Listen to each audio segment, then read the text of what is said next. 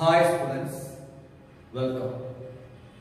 Today we are discussing overhead distribution. It is a part of cost accounting for the BCom 4th semester students of Calicut University. In the previous class, we have discussed about the primary overhead and preparation of primary overhead distribution summary.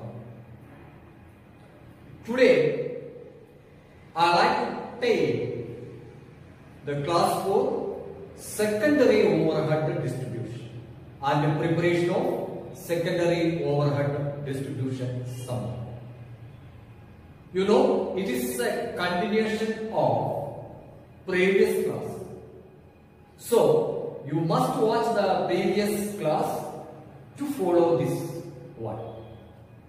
Okay, secondary overhead distribution. Primary overhead distribution അകത്ത് നമ്മൾ പറഞ്ഞു common ആയിട്ട് വരുന്ന expenses, the expenses paid in common should be apportioned and allocated among the different departments. That is primary overhead distribution. അപ്പോ ആദ്യമായിട്ട് ഒരു expense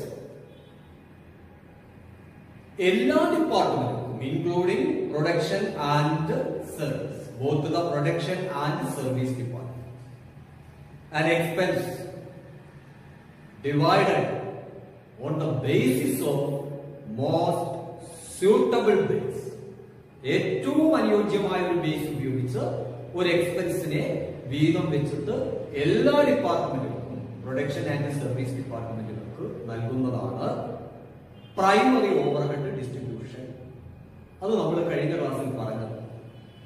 അപ്പൊ അവിടെ പ്രൈമറി ഓവർഹെഡ് ഡിസ്ട്രിബ്യൂഷൻ അകത്ത് ചെയ്ത് കഴിയുമ്പോൾ നമുക്ക് ടോട്ടൽ കിട്ടും, ടോട്ടൽ ഓവർഹെഡ്. അങ്ങനെ വരുന്ന ഓവർഹെഡ് സർവീസ് ഡിപ്പാർട്ട്മെന്റുകളുടെ മാത്രം കോസ്റ്റ്, ശ്രദ്ധിക്കുക, സർവീസ് ഡിപ്പാർട്ട്മെന്റുകളുടെ മാത്രം ടോട്ടൽ കോസ്റ്റിനെ വീണ്ടും വീതം വെക്കുക, പോർഷൻ ചെയ്യും. അതിനെ റീ എപ്പോർഷൻമെന്റ് ഓഫ് ഓവർഹെഡ് എന്നാണ് പറയുന്നത്. എന്നിട്ടത് ആത്യന്തികമായിട്ട് പ്രൊഡക്ഷൻ ഡിപ്പാർട്ട്മെന്റിലേക്ക് അലോക്കേറ്റ് ചെയ്യപ്പെടും. ഇതാണ് നമ്മൾ സെക്കൻഡറി ഓവർഹെഡ് ഡിസ്ട്രിബ്യൂഷൻ സമ്മറിയിലൂടെ പഠിക്കാൻ പോകുന്നത്. അപ്പോൾ ഇവിടെ നിങ്ങൾ ശ്രദ്ധിക്കേണ്ട ഒരു കാര്യം എന്താണെന്ന് പറഞ്ഞാൽ, സർവീസ് ഡിപ്പാർട്ട്മെന്റുകൾ, ഏതൊരു സർവീസ് ഡിപ്പാർട്ട്മെന്റും അതിന്റെ സേവനം ആർക്കു വേണ്ടിയിട്ടാണ്, ആത്യന്തികമായിട്ട് ആർക്കു വേണ്ടിയിട്ടാണ് ചെയ്യുന്നത്? ഈ ഉൽപ്പന്നത്തിന്റെ ഉൽപാദനത്തിന് വേണ്ടിയിട്ടാണ്. അതിനർത്ഥം പ്രൊഡക്ഷൻ ഡിപ്പാർട്ട്മെന്റിലേക്കാണ് ഈ കോസ്റ്റുകൾ മുഴുവൻ ആത്യന്തികമായിട്ട് സന്നിവേശിക്കപ്പെടേണ്ടത്. അപ്പോ കോസ്റ്റ്, സർവീസ് ഡിപ്പാർട്ട്മെന്റിലെ കോസ്റ്റ് വീണ്ടും റീഅപ്പോർഷൻ ചെയ്ത് കഴിയുമ്പോൾ ഈ കോസ്റ്റ് മുഴുവൻ പ്രൊഡക്ഷൻ ഡിപ്പാർട്ട്മെന്റുകളിലേക്ക് എത്തണം. അങ്ങനെ പ്രൊഡക്ഷൻ ഡിപ്പാർട്ട്മെന്റിലേക്ക് എത്തിയാൽ മാത്രമേ നമുക്ക് ഈ ചെലവുകളെ, എക്സ്പെൻസുകളെ മുഴുവൻ കോസ്റ്റിലേക്ക് ഉൾപ്പെടുത്താൻ പറ്റൂ. അതിനു വേണ്ടിയിട്ടാണ് സെക്കൻഡറി ഓവർഹെഡ് ഡിസ്ട്രിബ്യൂഷൻ സമ്മറി ഉണ്ടാക്കാൻ. അപ്പോൾ ശ്രദ്ധിക്കുക, സെക്കൻഡറി ഓവർഹെഡ് ഡിസ്ട്രിബ്യൂഷൻ സമ്മറി ഉണ്ടാക്കുന്നതിന് വിവിധ മെത്തേഡുകൾ. ആ മെത്തേഡുകളാണ് ഇന്ന് നമ്മൾ പറയുന്നത്. അതിലെ ഒന്നാമത്തെ മെത്തേഡ് ഡയറക്റ്റ് അലോക്കേഷൻ മെത്തേഡ് എന്നാണ്. അവിടെ നമ്മൾ മനസ്സിലാക്കേണ്ടത്, പ്രൈമറി ഡിസ്ട്രിബ്യൂഷൻ ചെയ്ത് കഴിഞ്ഞാൽ അതിനുശേഷം കിട്ടുന്ന ഓവർഹെഡ് സർവീസ് ഡിപ്പാർട്ട്മെന്റുകൾക്ക് വരുന്ന മറ്റു ഡയറക്റ്റ് എക്സ്പെൻസുകൾ ഉണ്ടെങ്കിൽ അതും കൂടി ചേർന്നാലേ സർവീസ് ഡിപ്പാർട്ട്മെന്റിലെ ടോട്ടൽ കോസ്റ്റ് ആവുള്ളൂ. അത് നിങ്ങൾ പ്രത്യേകം ശ്രദ്ധിക്കണം. പ്രൈമറി ഡിസ്ട്രിബ്യൂഷൻ പ്രകാരം ഓവർഹെഡുകളെ കിട്ടും. ആ ഓവർഹെഡുകൾ മാത്രമല്ല, പിന്നെയോ സർവീസ് ഡിപ്പാർട്ട്മെന്റിൽ വരുന്ന മറ്റു ഡയറക്റ്റ് എക്സ്പെൻസുകൾ, ഇൻഡയറക്റ്റ് എക്സ്പെൻസുകളാണല്ലോ ഓവർഹെഡ്. മറ്റു ഡയറക്റ്റ് എക്സ്പെൻസുകൾ, ഡയറക്റ്റ് മെറ്റീരിയൽ, ഡയറക്റ്റ് ലേബർ ഒക്കെ ഉണ്ട്. ക്വസ്റ്റ്യൻ അത് തന്നിട്ടുണ്ടെങ്കിൽ സർവീസ് ഡിപ്പാർട്ട്മെന്റുകൾക്ക് മാത്രം അവകാശപ്പെട്ട ഡയറക്റ്റ് മെറ്റീരിയൽ കോസ്റ്റും ഡയറക്റ്റ് ലേബർ കോസ്റ്റും ഈ പ്രൈമറി കഴിഞ്ഞ് കിട്ടുന്ന ഓവർ ഹെഡിന്റെ ടോട്ടലിനും കൂടെ ആഡ് ചെയ്യും. അങ്ങനെ കിട്ടുന്ന ടോട്ടൽ കോസ്റ്റ് ആണ് മറ്റു പ്രൊഡക്ഷൻ ഡിപ്പാർട്ട്മെന്റുകളിലേക്ക് വീതിച്ചു കൊടുക്കേണ്ടത്, സെക്കൻഡറി ഡിസ്ട്രിബ്യൂഷൻ വിധേയമാക്കേണ്ടത്. അങ്ങനെ ഓരോ സർവീസ് ഡിപ്പാർട്ട്മെന്റിന്റെയും ടോട്ടൽ കോസ്റ്റിനെ വിവിധ ഡിപ്പാർട്ട്മെന്റുകൾക്ക്, പ്രൊഡക്ഷൻ ഡിപ്പാർട്ട്മെന്റിലേക്ക് ഫൈനലായിട്ട് പോർഷൻ ചെയ്ത് ലൊക്കേറ്റ് ചെയ്യുന്ന റേറ്റ് ഡിസ്ട്രിബ്യൂഷനിലെ ഒന്നാമത്തെ മെത്തേഡാണ് ഡയറക്റ്റ് അലോക്കേഷൻ, ഡയറക്റ്റ് അപ്പോർഷൻമെന്റ്. എന്താണ് അതിന്റെ പ്രത്യേകത? സർവീസ് ഡിപ്പാർട്ട്മെന്റിന്റെ ടോട്ടൽ കോസ്റ്റിനെ നേരിട്ട് പ്രൊഡക്ഷൻ ഡിപ്പാർട്ട്മെന്റിൽ മാറ്റുകയാണ്. സപ്പോസ് S1 എന്ന് പറയുന്ന ഒരു സർവീസ് ഡിപ്പാർട്ട്മെന്റ് ഉണ്ട്, അതിന് ഒരു 10,000 രൂപ ടോട്ടൽ കോസ്റ്റ് വന്നു. P1 P2 എന്ന് പറയുന്ന രണ്ട് പ്രൊഡക്ഷൻ ഡിപ്പാർട്ട്മെന്റ് ഉണ്ട്. അപ്പോൾ S1 ഈ 10,000 രൂപ P1 P2 മാത്രമായിട്ട് ഒരു റേഷ്യോ തരും. ആ റേഷ്യോയിൽ അംഗീകരിക്കും. സപ്പോസ് 4:6 ആണ് റേഷ്യോ എങ്കിൽ 10,000 4,000 ഒന്നും 6,000 ഒന്നും P1 4,000 P2 6,000. അതുപോലെ S2 ഒരു 8,000 ഉണ്ടായിരുന്നു, അത് 1:1 ആണെങ്കിൽ 4,000 4,000 P1 P2. വളരെ സിമ്പിൾ ആണ്. ഇതാണ് ഡയറക്റ്റ് അലോക്കേഷൻ മെത്തേഡ്. നമുക്ക് അത് ചെയ്യാം. രണ്ടാമത്തത് സ്റ്റെപ്പ് ലാഡർ മെത്തേഡ് എന്ന് പറയുന്ന മെത്തേഡാണ്. മൂന്നാമത് വരുന്നത് റെസിപ്രോക്കൽ മെത്തേഡിൽ, ഒന്ന് റിപ്പീറ്റഡ് ഡിസ്ട്രിബ്യൂഷൻ മെത്തേഡ്, രണ്ട് സൈമൾട്ടേനിയസ് ഇക്വേഷൻ മെത്തേഡ്, മൂന്ന് ട്രയൽ ആൻഡ് എറർ മെത്തേഡ്. ഇത്രയും മെത്തേഡുകളാണ് പഠിക്കാനുള്ളത്. അതിൽ ഒന്നാമത്തെ മെത്തേഡിലേക്ക് നമുക്ക് കടക്കാം. റെഡി? സെക്കൻഡറി ഓവർഹെഡ് ഡിസ്ട്രിബ്യൂഷനിൽ ഡയറക്റ്റ് അലോക്കേഷൻ മെത്തേഡിലേക്ക് കടക്കാം. റെഡി? കഴിഞ്ഞ ദിവസം നമ്മൾ ഓവർഹെഡ് ഡിസ്ട്രിബ്യൂഷൻ പ്രൈമറി കഴിഞ്ഞതാണ്. ഡയറക്റ്റ് അലോക്കേഷൻ മെത്തേഡിന്റെ ഒരു പ്രത്യേകത, മിക്കവാറും പരീക്ഷയ്ക്ക് ചോദ്യങ്ങൾ ചോദിക്കുമ്പോൾ ഡയറക്റ്റ് അലോക്കേഷൻ മാത്രമായിട്ട് ചോദിക്കില്ല. പ്രൈമറി ഡിസ്ട്രിബ്യൂഷനും അതിന്റെ തുടർച്ചയായിട്ട് secondary re apportionment under direct allocation method, അങ്ങനെയാണ് ചോദ്യം. അപ്പൊ അങ്ങനെ ചോദിക്കുമ്പോൾ ആദ്യം നമ്മൾക്ക് ക്വസ്റ്റിനകത്ത് കോമൺ ആയിട്ടുള്ള എക്സ്പെൻസുകൾ തരും, അഡീഷണൽ ഇൻഫർമേഷൻ തരും. അതുപ്രകാരം നമ്മൾ പ്രൈമറി ഓവർഹെഡ് ഡിസ്ട്രിബ്യൂഷൻ സമ്മറി ചെയ്യണം. കഴിഞ്ഞ ദിവസം ചെയ്തോ? എങ്ങനെയാ? ചെറിയൊരു ഫോർമാറ്റ് ഞാൻ ഇവിടെ വരച്ചു വെച്ചിട്ടുണ്ട്, ശ്രദ്ധിക്കുക. റെന്റിന്റെ ഫ്ലോർ ഏരിയ, ഇവിടെ ഞാൻ ടോട്ടൽ കോളം തൽക്കാലം ഒഴിവാക്കിയിട്ടുണ്ട്. ഈ ടോട്ടൽ എമൗണ്ട് 2:2:1:1 എന്ന റേഷ്യോയിൽ വീതിച്ചപ്പോ P1 6,000, P2 6,000, S1 3,000, S2 3,000. Total 80,000 ആയിരുന്നു റെന്റ് ഉണ്ടായിരുന്നത്. അത് ഫ്ലോർ ഏരിയയുടെ റേഷ്യോയില് നമ്മൾ 4 ഡിപ്പാർട്ട്മെന്റ് വീതിച്ചു. അപ്പോ ഇങ്ങനെ വന്നു. ഇത് പ്രൈമറി ഡിസ്ട്രിബ്യൂഷൻ ആണ്.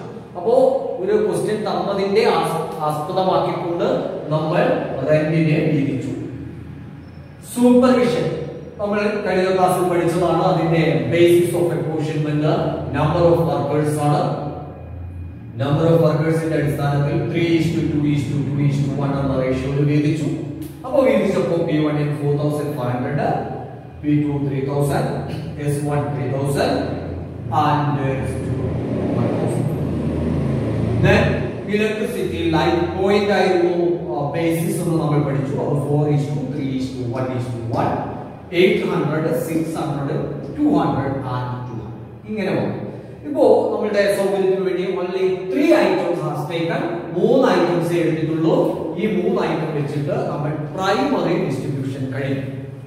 ഇതേ ക്വസ്റ്റ്യൻ അകത്ത് നമ്മളോട് പറഞ്ഞിരിക്കുന്നു, the cost of the service department are allocated among production department as follows എന്ന് പറഞ്ഞിട്ട് തന്നിരിക്കുന്നത് S1 ന്റെ P1 P2 ല് വീതിക്കുന്ന റേഷ്യോ തന്നു. S1 40% P1 ലും 60% P2 and S2 50% and 50%. So ഇങ്ങനെയാണ് ക്വസ്റ്റ്യൻ അകത്ത് തന്നത്. നിങ്ങൾ ശ്രദ്ധിക്കേണ്ട കാര്യം, in that question there is given the cost of the service departments are allocated among the production department in the ratio as given below. The total cost of S1 is allocated 40% to P1 and 60% to P2. S2, total cost of the S2 allocated 50% to P1 and 50% to P2. ഇങ്ങനെയാണ് question പറയുന്നത്.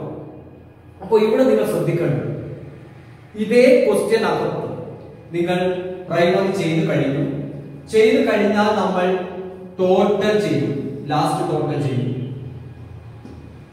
എത്ര വന്നു?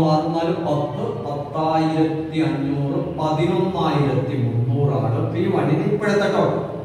9,600 രൂപയാണ് P2 total. S1 6,200 രൂപയാണ് S1 total. S2 4,700 രൂപയാണ് total. അപ്പൊ ഇത് ഓവർഹെഡുകൾ ഡിസ്ട്രിബ്യൂട്ട് ചെയ്തപ്പോൾ കിട്ടിയ total. It is only the overhead cost. നമുക്ക് ചെയ്യേണ്ടത് S1 ടോട്ടൽ കോസ്റ്റ് ഇനി പ്രൊഡക്ഷൻ ഡിപ്പാർട്ട്മെന്റുകളിലേക്ക് റീഅപ്പോർഷൻ ചെയ്യണം. അതുപോലെ S2 ടോട്ടൽ കോസ്റ്റ് എങ്ങോട്ട് റീഅപ്പോർഷൻ ചെയ്യണം? P1 P2. ഇവിടെ നമ്മൾ ശ്രദ്ധിക്കേണ്ട ഒരു കാര്യം, യു മസ്റ്റ് റിമെമ്പർ, എന്താണത്? ഈ ക്വസ്റ്റ്യൻ അകത്ത് എവിടെയെങ്കിലും അഡീഷണൽ ഇൻഫർമേഷനോ മറ്റോ ഡയറക്റ്റ് വേജസ് എന്നോ ഡയറക്റ്റ് മെറ്റീരിയൽസിന്റെയോ തുക തന്നിട്ടുണ്ടെങ്കിൽ മാത്രം, തന്നിട്ടില്ലേ നിങ്ങൾ അതിനെ പറ്റി ആലോചിക്കണ്ട. ഡയറക്റ്റ് മെറ്റീരിയലോ ഡയറക്റ്റ് ലേബറോ തന്നിട്ടുണ്ടെങ്കിൽ നിങ്ങൾ ചെയ്യണം, S1 S2 ബാധിക്കുന്ന അവർക്കുള്ളത് മാത്രം P1 P2 എടുക്കുകയും ചെയ്യരുത്. S1 സപ്പോസിംഗ് ക്വസ്റ്റ്യൻ അകത്ത് ഡയറക്റ്റ് മെറ്റീരിയൽ ഉണ്ടെങ്കിൽ S1 ഡയറക്റ്റ് മെറ്റീരിയൽ 1,800 ഉണ്ടെന്ന് വിചാരിക്കും, S2 ഡയറക്റ്റ് മെറ്റീരിയൽ 1,300 ഉണ്ടെന്ന് ക്വസ്റ്റ്യൻ. അത് ഇവിടെ P1 ഡയറക്റ്റ് മെറ്റീരിയൽ 8,000 ഉണ്ട്, P2 10,000 ഉണ്ട്. പക്ഷെ നിങ്ങൾ അത് ഇവിടെ എടുക്കണ്ട, അവിടെ കിടക്കട്ടെ. നിങ്ങൾ എടുക്കേണ്ടത് സർവീസ് ഡിപ്പാർട്ട്മെന്റ് ഡയറക്റ്റ് മെറ്റീരിയൽ മാത്രം എടുക്കുക. അതുപോലെ ഡയറക്റ്റ് വേജസ് ഉണ്ടെങ്കിൽ അത് സപ്പോസ് ഇവിടെ ഒരു 2,000, ഇവിടെ ഒരു 2,000, ഇതിനെ നമ്മൾ ടോട്ടൽ ചെയ്യാൻ ശ്രദ്ധിക്കുക. ഇത് മാത്രം ടോട്ടൽ. സാധാരണയായിട്ട് ഇത് ഏറ്റവും അവസാനം എടുക്കാം, അല്ലെങ്കിൽ പ്രോബ്ലം ചെയ്തു വരുമ്പോൾ ആദ്യം തന്നെ ഡയറക്റ്റ് മെറ്റീരിയൽ എന്ന് പറഞ്ഞ് S1 1,900, S2 1,300, ഡയറക്റ്റ് വേജസ് എന്ന് പറഞ്ഞ S1 2,000, S2 2,000, ശേഷം ഇത് ചെയ്ത് ടോട്ടൽ ചെയ്താൽ മതി. അല്ലെങ്കിൽ ഇങ്ങനെ ചെയ്തു. ഓക്കെ, ഇത് ടോട്ടൽ ചെയ്താൽ 6, 7, 7, 8, 8, 10,000 രൂപ. ഇത് വന്നിട്ട് 4, 5, 7, 8,000 രൂപ അല്ലേ? അല്ലേ? 300. ഇതാണ് S1 S2 ടോട്ടൽ കോസ്റ്റ്. രണ്ട് സർവീസ് ഡിപ്പാർട്ട്മെന്റ് ടോട്ടൽ കോസ്റ്റ് ആണിത്. ഇതാണ് നമുക്ക് എന്ത് ചെയ്യേണ്ടത്? ഡിവൈഡ് ചെയ്യേണ്ടത്. ഡിവൈഡ് ചെയ്തൂടെ? ചെയ്യും. S1 വീതിക്കാൻ. ഇനി വീതിക്കുമ്പോൾ ഇവിടെ താഴെ സെക്കൻഡറി ഡിസ്ട്രിബ്യൂഷൻ വേണമെങ്കിൽ എഴുതി ഒരു വര വരയ്ക്കാം. S1 10,000. ഈ 10,000 10,000 ഇവിടെ നമ്മൾ ഇറക്കി ഇങ്ങനെ, എന്നിട്ട് അതിന്റെ ബ്രാക്കറ്റ് കണ്ട് മൈനസ്. ഓക്കെ, ഈ 10,000 is divided among P1 and P2, which is the ratio 4:6. അത് ഇവിടെ കാണിക്കും 4:6. Then എത്ര വന്നു? 4,000 and 6,000. മനസ്സിലായിട്ടുണ്ടാവുമല്ലോ എന്താ ചെയ്യുന്നത്? പ്രൈമറി പ്രകാരമുള്ള ടോട്ടൽ എമൗണ്ടുകൾ കണ്ടു, ശേഷം സർവീസ് ഡിപ്പാർട്ട്മെന്റുകൾക്ക് മാത്രം ബാധകമാകുന്ന ഡയറക്റ്റ് മെറ്റീരിയലും ഡയറക്റ്റ് വേജസും എഴുതി, ശേഷം ടോട്ടൽ ചെയ്തു. ആ ടോട്ടൽ എമൗണ്ട് ടോട്ടൽ കോസ്റ്റ് ആണ് P1 P2 നമ്മൾ വീതിക്കുന്നത്. The total cost of service department S1 is divided among the P1 and P2 in the ratio 4:6. That is we got from the question 40%, 60%. Okay, then next S2 ന്റെ total 8000 ആണ്. അതും നമ്മൾ minus ചെയ്യാൻ പോവാണ്. Yes, ഈ 8000 വീതിക്കാൻ പറഞ്ഞ ratio എത്രയാ? 50-50, 1:1. ആ റേഷ്യോ ഇവിടെ കാണിക്കാം, 1:1. അപ്പൊ എങ്ങനെ വരും? 4000 കഴിഞ്ഞു.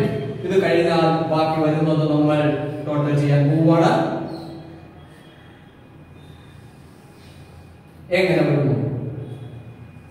11 8 19 റെഡി? 3 4 5 2 ഓക്കെ 19. ഇത് 9 15 19 ആകും 19,600 ഓക്കെ. ഇവിടെയോ 10,000 നിന്നും മൈനസ് 10,000 8,000 മൈനസ് 8,000. അപ്പൊ എന്ത് സംഭവിച്ചിരിക്കുന്നു? S1 ന്റെ ടോട്ടൽ കോസ്റ്റിനെ നമ്മൾ P1 P2 ലേക്ക് വീതിച്ചു കഴിഞ്ഞു. S2 ന്റെ ടോട്ടൽ കോസ്റ്റിനെ നമ്മൾ P1 P2 ലേക്ക് വീതിച്ചു കഴിഞ്ഞു. സർവീസ് ഡിപ്പാർട്ട്മെന്റിൽ ചെലവായി കഴിഞ്ഞ മുഴുവൻ തുകയും P1 P2 എന്ന പ്രൊഡക്ഷൻ ഡിപ്പാർട്ട്മെന്റിലേക്ക് മാറ്റിക്കഴിഞ്ഞു. ഇതാണ് ഇപ്പോൾ പ്രൊഡക്ഷൻ കോസ്റ്റിൽ വന്നിരിക്കുന്ന പ്രോഗ്രാം. ഇതിനോട് ഡയറക്റ്റ് കോസ്റ്റ് കൂടി ചേർത്താൽ ഇതിന്റെ ടോട്ടൽ കോസ്റ്റ് ആയി മാറും. പിന്നെ അത് യുഎ പടി വഴിയ പറയുന്നതൊക്കെ കാണാം. അത് വേറെ ഭാഗത്ത് നമ്മൾ പഠിച്ചതും പഠിക്കുന്നതുമാണ്. അപ്പോൾ ഇങ്ങനെയാണ് സെക്കൻഡറി ഓവർഹെഡ് ഡിസ്ട്രിബ്യൂഷൻ സമ്മറിയിലെ ഡയറക്റ്റ് അലോക്കേഷൻ മെത്തേഡ് ചെയ്യുക. ശ്രദ്ധിക്കുക, ഇത് ഇമ്പോർട്ടന്റ് ആയിട്ടുള്ള ഒരു ടൈപ്പ് പ്രോബ്ലം ആണ്. പരീക്ഷയ്ക്ക് 15 മാർക്കിന് ചോദിക്കാനുള്ള ക്വസ്റ്റ്യൻ ആണ്. ശ്രദ്ധിക്കേണ്ടത് direct allocation method, secondary distribution, direct allocation മാത്രമായിട്ട് ചോദ്യം ചോദിക്കില്ല.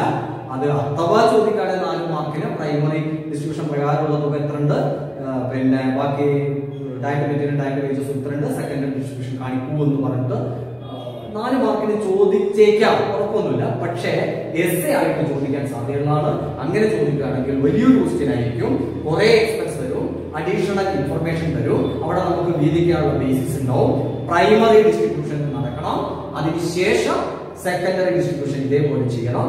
ഇത് നമ്മൾ ചെയ്തത് ഒരു ചെറിയ പ്രോബ്ലമാണ്. ഒരു വലിയ പ്രോബ്ലത്തിനകത്തേക്ക് ഇതേപോലെയുള്ള കാര്യങ്ങൾ ചെയ്തുകൊണ്ട് നിങ്ങൾ പഠിക്കും. ഇത് സാധ്യതയുള്ളതാണ്.